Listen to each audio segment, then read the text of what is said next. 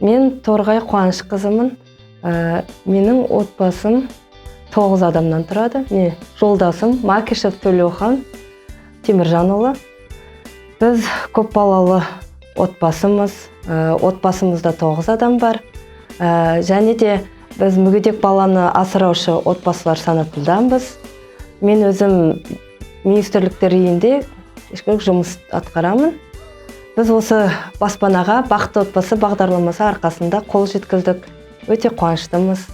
Осы бақытты отбасы бағдарламасын біз көршілерден естіп, қатынасуды ойластырдық.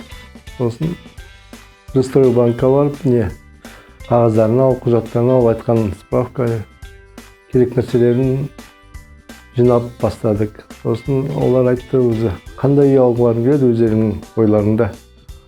Жер үй алсаңыздар да, биік үй алсаңыздар да.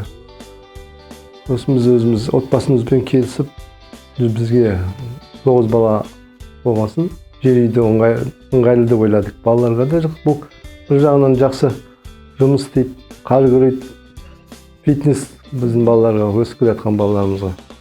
Сол себептен біз өзі ауылдан келгенбіз, содан жер үй деген бізге жақсы. Отбасымызға жайлы, өте жақсы деп шештік семьямызбен қосылып.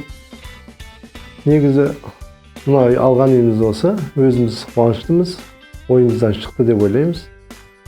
Осындай бағдарламалар шығару үшін біз өте ризамыз. Біз осы бақытты отбасы бағдарламасына қатысқанымызда, біз өз отбасымызбен үй іздеуіміз керек болды. Бірақ осы отбасымыздың ұйымшылдығының, бірлігінің, арамыздағы сыйластықтың арқасында тәуба дейміз, шүкір, осы үйге, осы баспанаға қол жеткіздік.